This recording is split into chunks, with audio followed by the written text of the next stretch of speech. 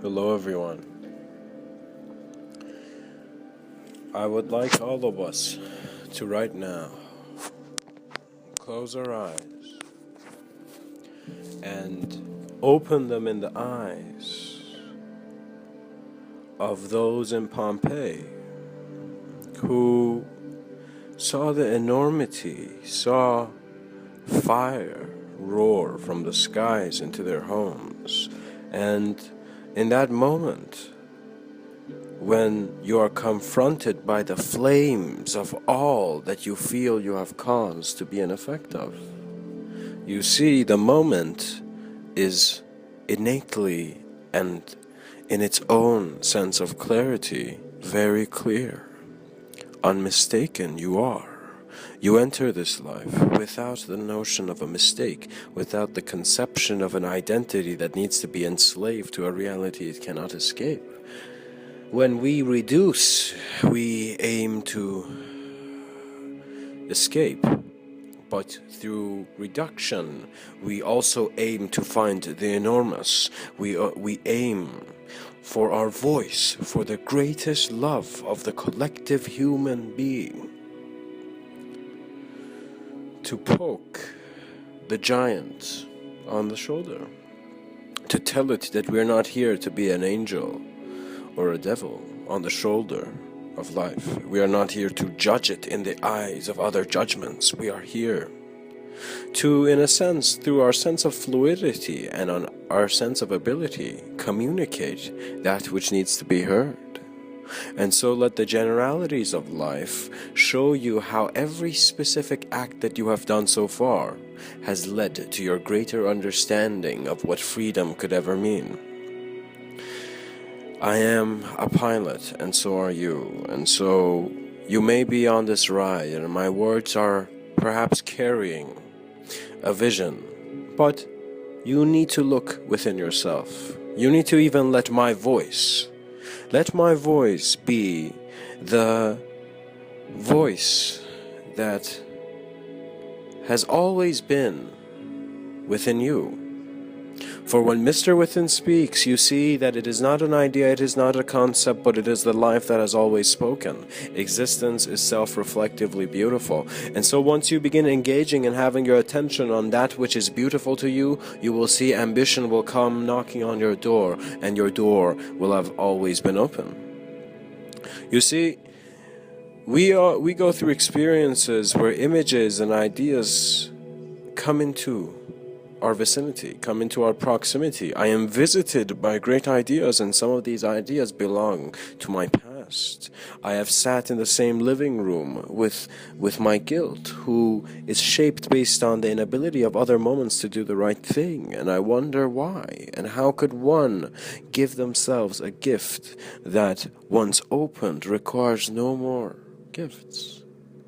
Where is the silence leading within our being? Is it leading to ideas? I do not believe it does.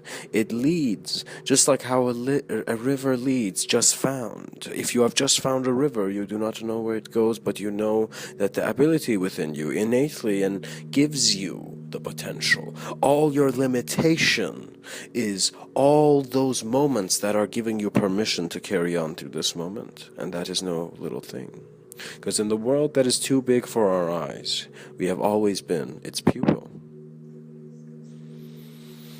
Consciousness is a beautiful journey into self-discovery. And you do not need teachings from books, even though they do create foundations, which you too must. They are stepping stones. You will never continue in an idea eternally, because you can't. You see, the moment your excitement tells you to wake up, you have woken up from the sleep of eons. You see, the concept of a god is innately how the human structure is opening up to its greatness. And so when we look at greatness, it is an innate quality.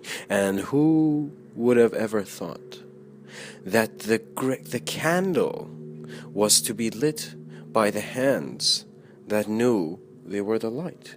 Think about this notion that when you get a lighter and you lit a candle that has been sleeping for a while, you see that just like how the candle sees its light, its purpose. The light that the candle emits is the light in your eyes, which you have seen to be purposeful. And so who has lit this fire of inspiration within us? And so we call it divine because we bring it back to our authenticity. We see that every moment is sacred. And through sacredness, treasures are revealed, for we have allowed the Pure Lands to show the pure. You begin seeing life within you, and once you do, it sparks, it ignites, and the field may go in flames, but what is left is ambitions of a greater harvest. Focus your mind on all that is occurring around you. All that is apparent is showing you innately the knowing that you need to see greater vision.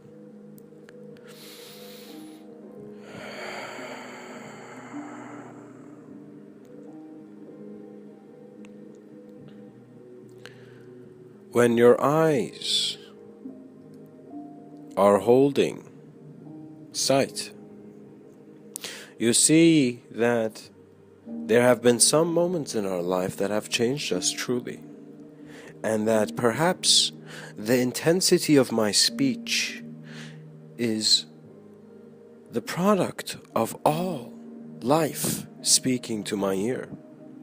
And so if I am present in this moment, can eternity be within us?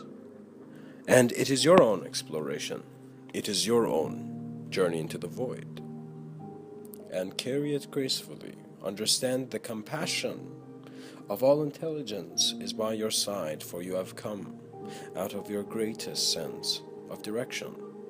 You are present here. You may judge yourself from the past, but this is the direction in which you have come to gaze. You have come to see that coffee cup, that empty notebook, that pen, and in that moment when you have held the pen to let it reunite with the page, you see that this same moment belongs to eternity. For fractals have taught us well that many mirrors are found within many mirrors. And the illusion which one feels is enormous to them is the slightest attempt at reality for the gaze of the eye of the cosmos. We must understand that we are providing the scale of how excessive and how, in a sense, expansive we are. You are choosing how the cosmos appears. And there's a sense of gratefulness, because once you are alive and you see the profundity that has been present with you since the first breath, art becomes simply a process you could never, in a sense, need to reduce or escape from. You are found in the mind of the Creator as its greatest creation.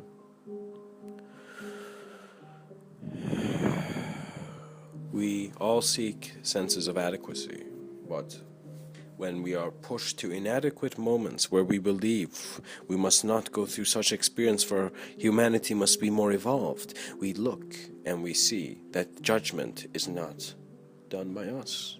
Judgment never belonged to man. Man only judged himself because he tried to become an idea. You can see that mankind is not an idea. Mankind is existence. Mankind is a blend of greater action with idea, emotion, thought, and all that you have seen to come by your sight. And so you're not alone on this journey. Let me tell you, because you see your friends as intelligent life forms. You have not found a sense of inner existential unity in which you see that your greatest companions were every single image that you have known, every single memory, and the eyes that are perceiving the current moment.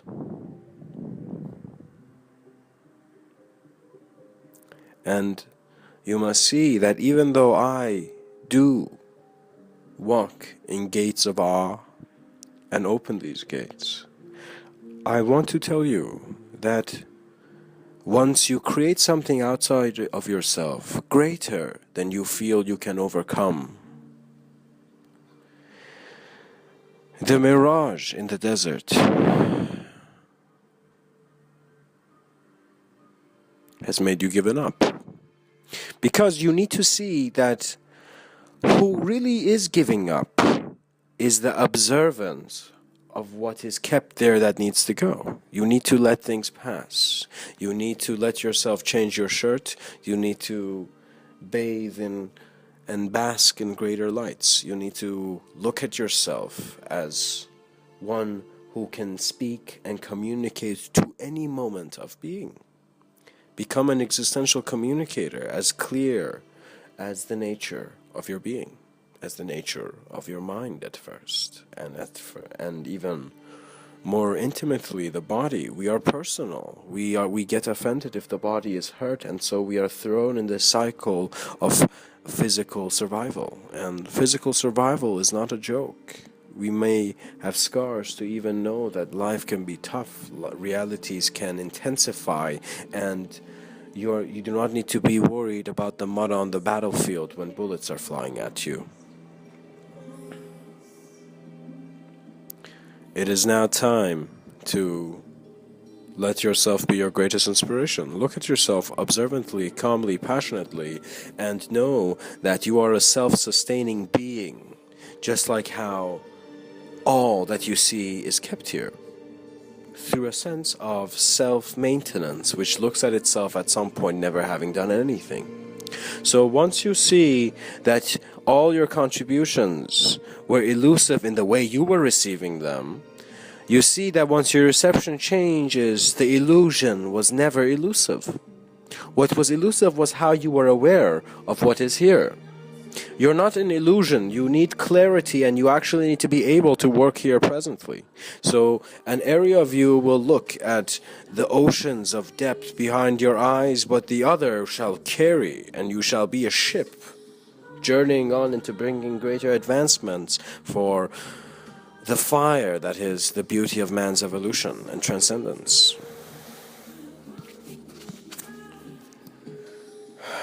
Much blessings. For little did the speaker know that once his last words were gone,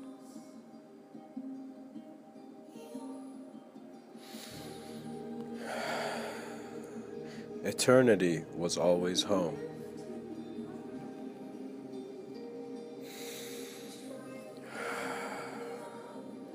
Much blessings and namaste.